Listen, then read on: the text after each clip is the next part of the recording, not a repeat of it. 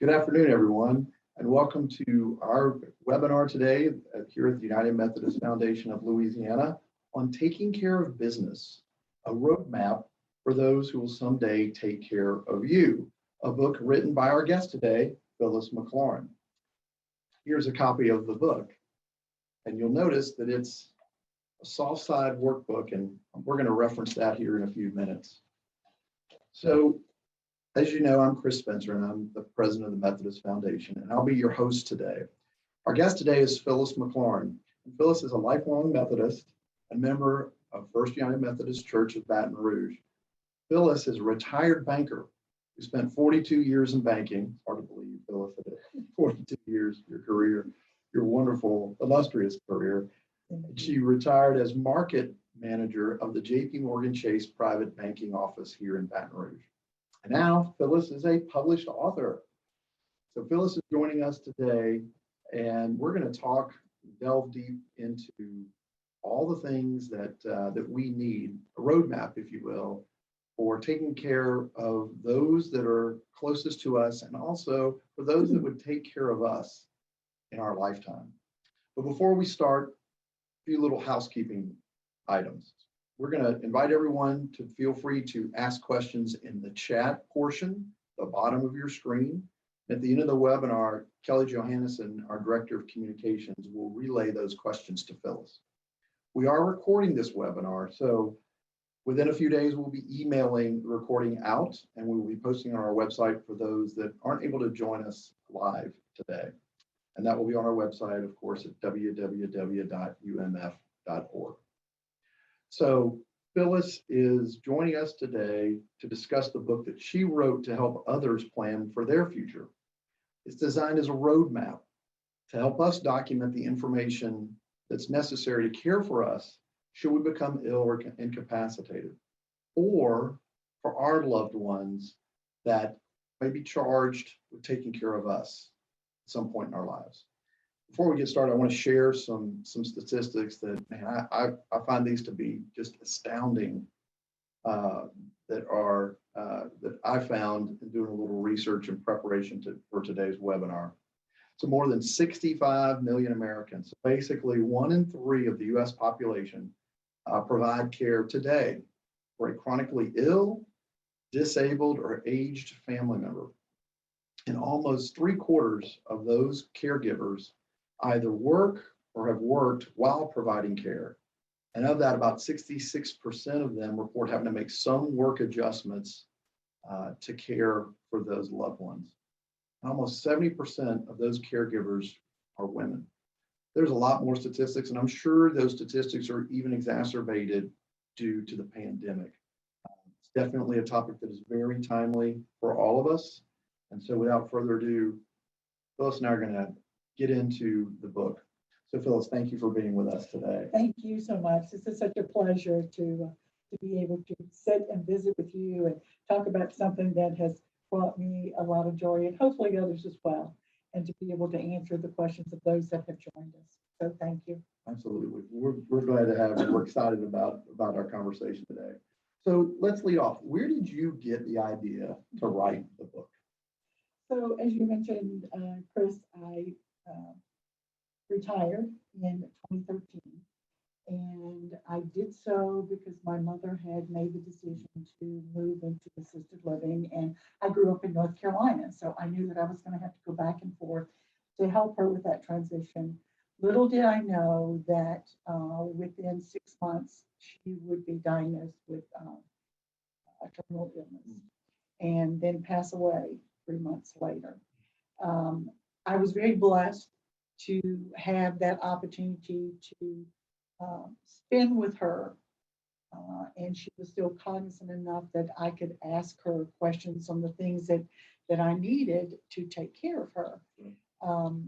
But at the same time, I realized that not everybody is blessed to have that information ahead of time. And with the career that I had and in the number of years that I spent with clients, I saw those heartbreaks of individuals that didn't have the information they needed to go into a household and to take care. And if you think about it, today, so much of the information that we have is on a computer, is not written down. If we don't live in the same town, in the same state, if if if we're only communicating with our parents, our siblings, um, long distance, we want to talk about pleasant things. We don't necessarily want to talk about the day of.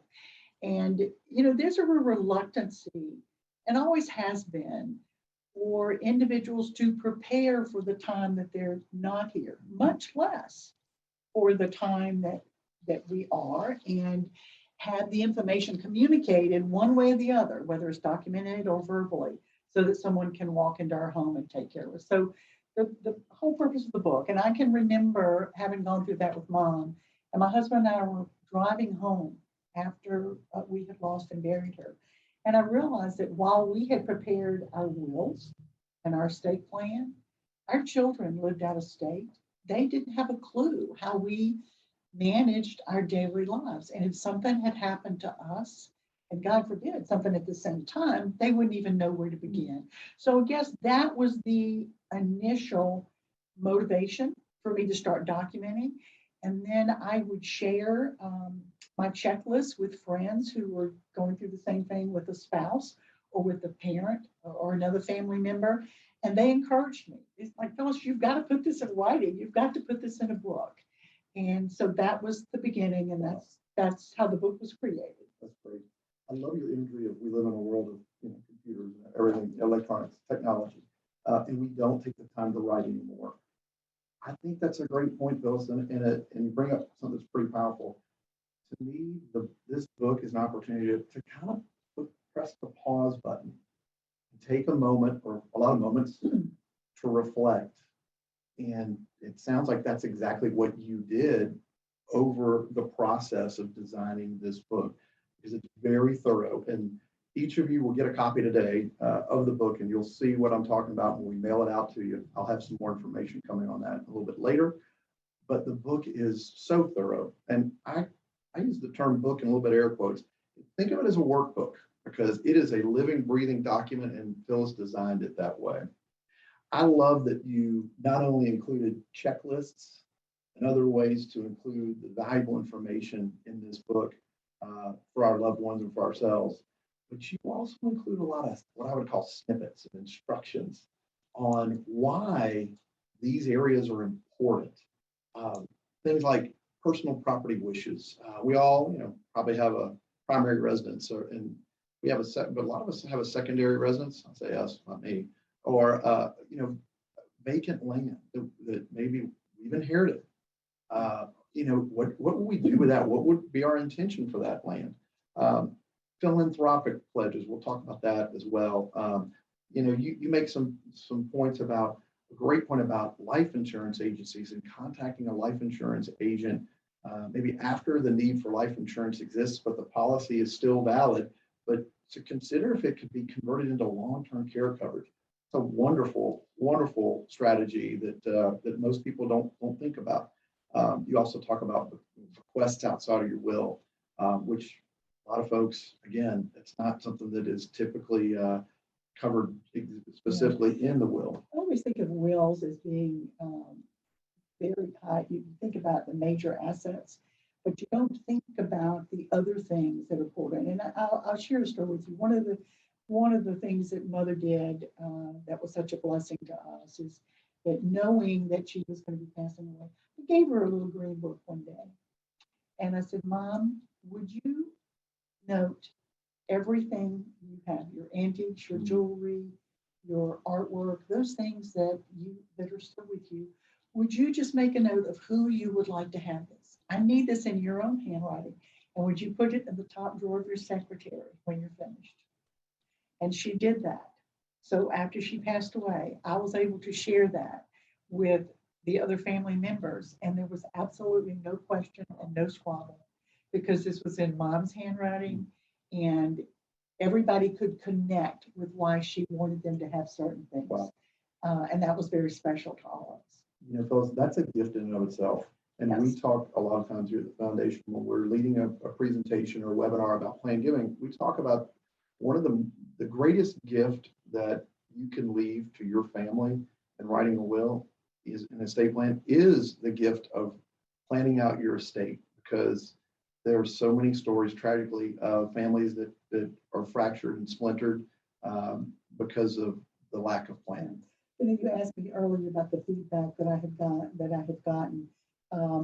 Those people who bought the book and completed it early on and have since shared with their family that it exists and how it's to be used, have written me letters, have called me, thanked me for leading them down this path. Because not only can they rest better at night knowing that that's done, but many times their family members come back and tell them how much they appreciate that. And isn't that the kind of thing we want to hear ahead of time? Absolutely. When we can still understand the joy that we have passed on by preparing properly. And I think it's real important. I don't want to forget to mention this. Remember when I wrote the book, I'm not only pulling from my personal experiences, but I'm pulling from the experience of all the clients that I helped throughout the years. So the book is all encompassing. There are married people, there are single people. You are young, you are older. You have been divorced. You may not have ever been married, or Sure. you have a partner. And so I had to take all those things into consideration. So not everything in the book is going to apply to everyone. It can look maybe a little overwhelming when you get it. But my suggestion is that you go through the book and you just check off those things that you need to fill in. And then after you've read through the whole thing, then go back and complete that. The other thing I advise people to do, if you're computer savvy, is to use this as a guidebook and to create a Word document that you will password protect on your computer. And that way, as things change and as you need to update it, at least on an annual basis, and I always do that at tax time, and then you share that password or the fact that that document exists with the loved one that you would want to have access to it. And I remember when I did mine and I sent it to our son and daughter, I password protected it, sent it to them, and I called them to give them the password. The password was not included in the same email with the document for obvious reasons. But they truly appreciate the fact that that's been done, and those are decisions that they don't have to make. That's a great point. And I want to point out that the book is not just a checklist, but it's really a tutorial, if you will, and a living document. And that's what a will is designed to be.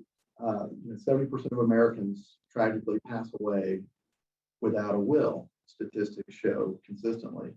But 30%, the remaining 30%, I often wonder how much of their will is updated, or has been updated.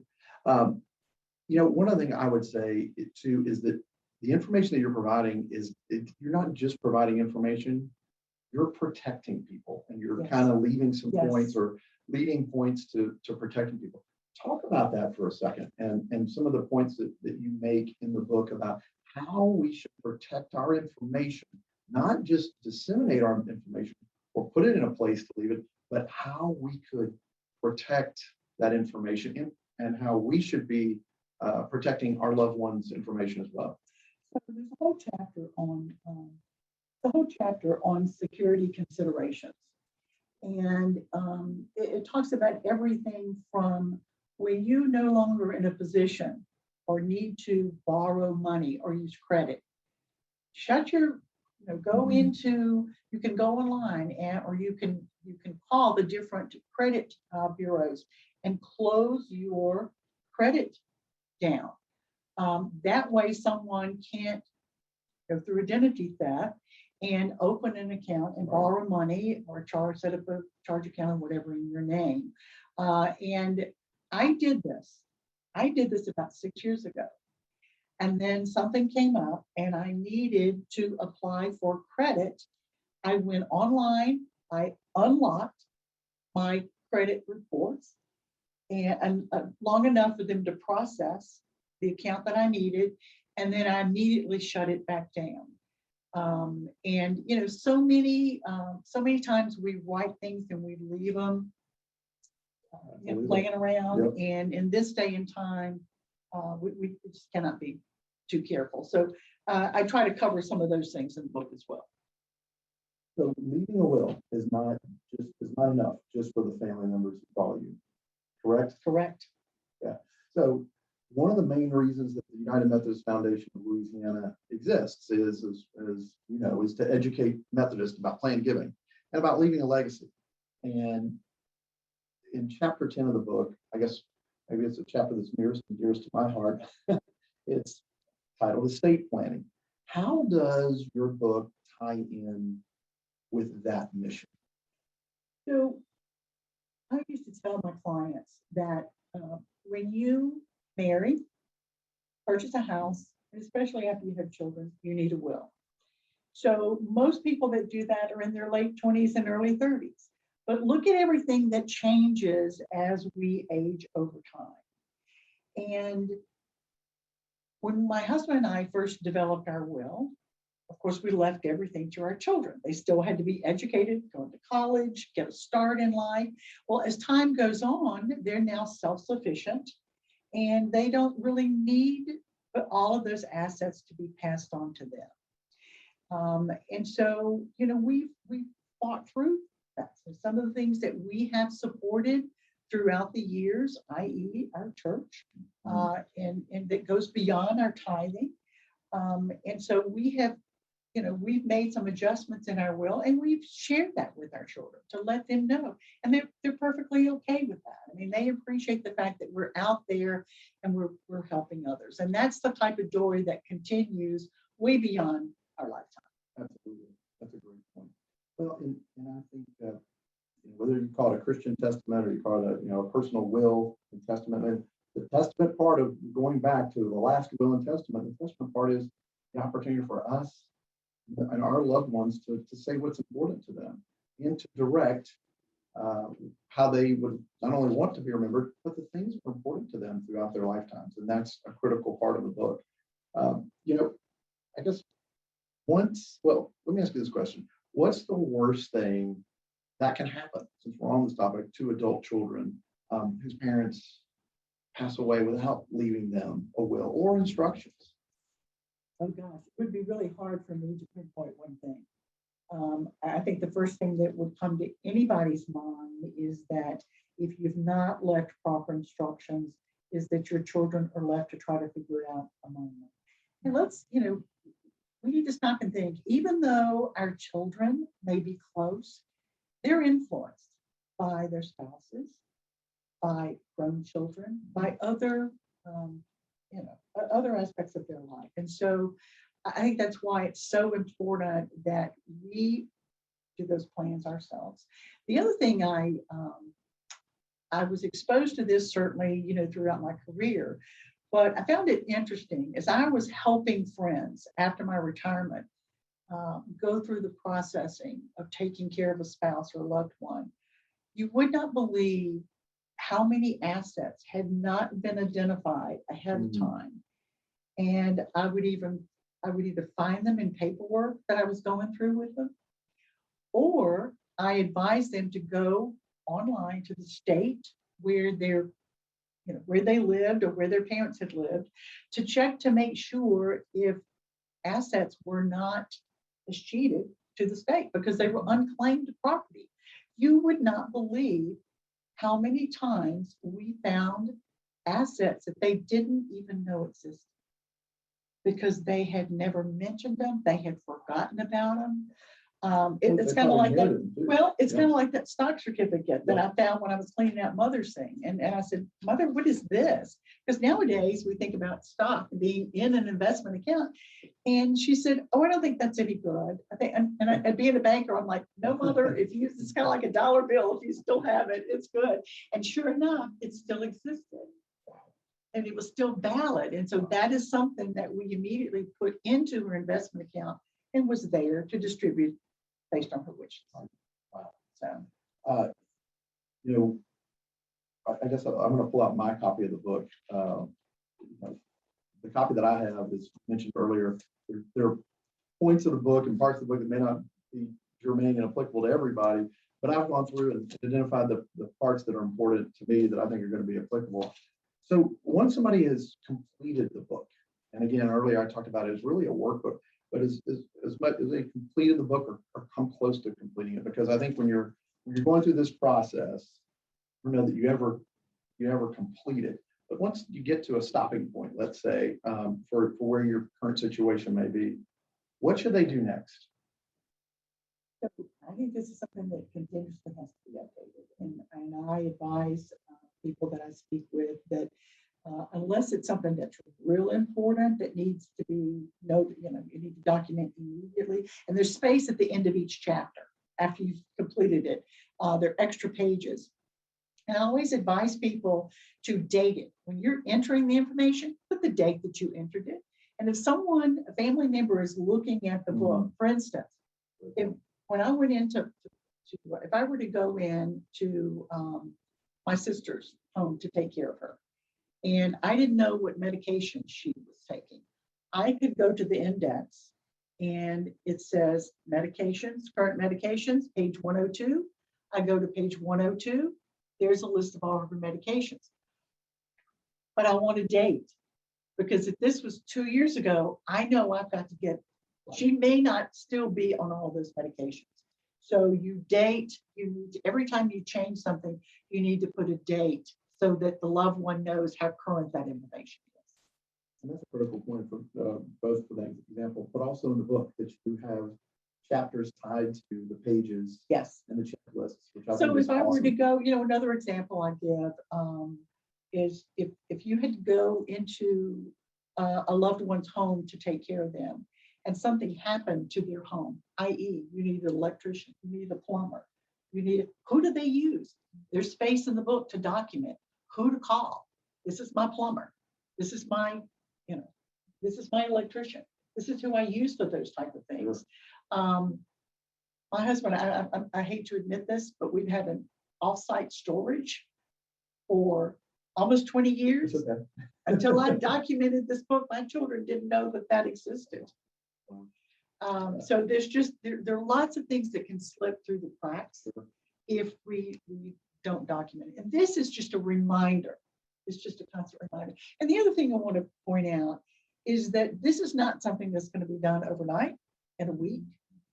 You take it a chapter at a time. And what I advise people is to go through and read it and check those things that apply to you. And then go back and start completing. Well, and that's a great point, Phyllis, because one of the things that we're told a lot here at the foundation when we meet with potential donors or we're in a group at a church, and we have the opportunity to present on planned giving and the importance of planned giving and leaving a legacy. After those conversations, we invariably will have people come up to us and say, this is great information, but it just seems so overwhelming. And that's a term that comes up a lot, overwhelming. And so I think that's a natural tendency for us to just continue to put this topic off. And we're also talking about our legacy. We're talking about the end of our lives or anticipating the end of our lives or how to prepare for it. And just by human nature, we don't want to do that often. I love, though, that in another part of the book that really stands out to me is you talk about the advisors that kind of help surround a person, right? Their CPA or their attorney. And also, those are the ones that we normally think of, but we also talk about the pest control company or the electrician, the plumber, the security company. If someone has a security or alarm system, I mean, you've really tried to think about the whole scope of what may entail in around our lives and also our households as well, which is really pretty powerful. So what happens if you go into a loved one's home to take care of them and they have a pet? If something happens to the pet, do you know who the vet is? Do you know what kind of medications they're on? Do you know what the wishes are for that pet if something happens to them? And those are all things that I encourage you and remind you to document in the book. So Phyllis, you published the book, you self-published the book in 2019, right before the pandemic hit. How has the book been received since then and the changes that we've all been through in the past 2 years as our lives were put on hold and disrupted in so many different ways. I have been pleasantly surprised. I think it was a gentle reminder as people would find out about it, that it's something that we all needed to do. So it has been very well received. That's great. And I think if you haven't had a chance to mention this yet, but I made a decision early on that all of the net proceeds would go to charity. This was not a money-making project for me. This was my way to be able to take the blessing, the knowledge that God had given me and share that with others. We'll talk about that for a minute, because I think this is just a wonderful, awesome testimony and witness. Well, there have been so many doors that have been opened. And every time they are, I know who opened that door. There's no doubt in my mind. I had a dear friend who's in the real estate business that early on, she made the decision. She came to me and she said, Phyllis, I'd like to buy 25 books, and I'm going to give those to clients whose home I list, or when I sell a home, that's going to be my gift to them. And I said, well, God, that's a wonderful idea. So I deliver the books, and I'm on the way back home, and I'm thinking, what could I do? What charity could I support that would be special to Christy? Because she has, shown me, so much support in supporting this book. And I remembered that both of her young children were born with juvenile diabetes. And that's an organization that I had supported in the past. And so I said, this is what I want to do. I get home, I'm going through and updating all my emails. And there's an email that says, if you make a donation before midnight tonight to the JDRF, your donation will be tripled. I knew at that moment that God had opened that door. Something very similar happened during COVID. Our church always raises money for our adopted school to buy uniforms for needy children. And with COVID and no church attendance, it was impossible to raise that money. And so I made the decision that I would take all the proceeds I had left in my TCB account, and I was going to buy as many uniforms as I could. I went online to Children's Palace to try to determine how many uniform sets I could buy. And there was a 60% coupon waiting for me. So I was able to more than double the number of uniforms that I could provide. Again, I knew who opened that door.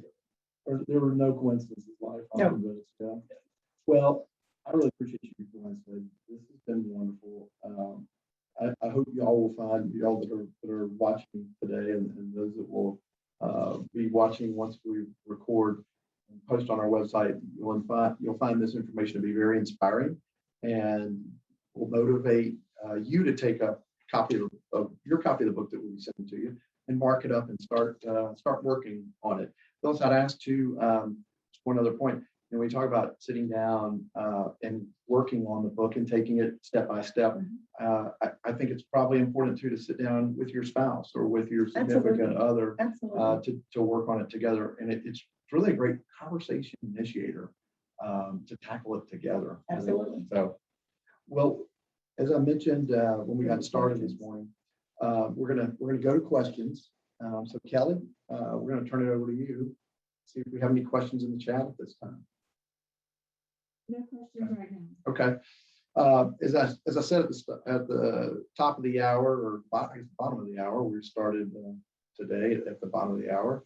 We're going to be emailing the webinar recording to all the participants, and it will be on our website as well. Also, we're going to post some information real quick on where people can get additional copies of the book.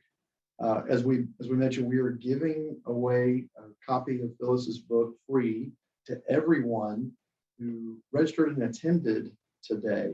So we'll be reaching out to you to ask for your address, or you can send your name and mailing address to us. You can see it on the screen now. The proceeds will go to the United Methodist Foundation to Methodist support United Methodist Ministries. And so we thank Phyllis for your support for working with us on where the proceeds will go. Phyllis, anything that we didn't cover today that you want to cover? So I think we should put put a screen up earlier about where you Yep. can get additional copies, and the amount includes the shipping and the tax as well. So makes a wonderful Christmas gift. Absolutely. Would make a wonderful birthday gift. Well, as you mentioned, you talked about tax time a little bit. You know, I mean, that this time of the year is important. It would make a wonderful gift to initiate as we head into a new year and begin planning with those that are around us. And I think it's in this season that, for me at least, coming out of what we've come out over the past 2 years, I think our lives were all put on hold or went through some series or degree of upheaval. This is a time for us maybe to pause and realize that we need to take care of some things personally and do some planning for those around us, but also in anticipation of helping those that are closest to us in the future as well.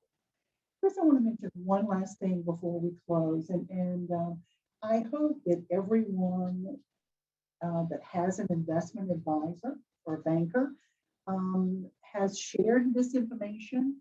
But it surprises me how many people I'm still talking to today that don't realize that they can take their mandatory distributions from their IRAs and their pension and transfer those to a nonprofit, and without having to pay the tax. It has to go directly from the investment firm or the bank to the recipient. It cannot pass through you, or you will have to pay the tax. But in most cases, people end up being able to donate as much as 25% more. Think about your tax bracket, 25% more than you would, because the entire amount passes to that charity, i.e. a conference or your individual church, without the taxes. So I hope that's something that your advisor has already shared with you, but if not, we cover that in the book as well. Absolutely. Boy, you're speaking my language now.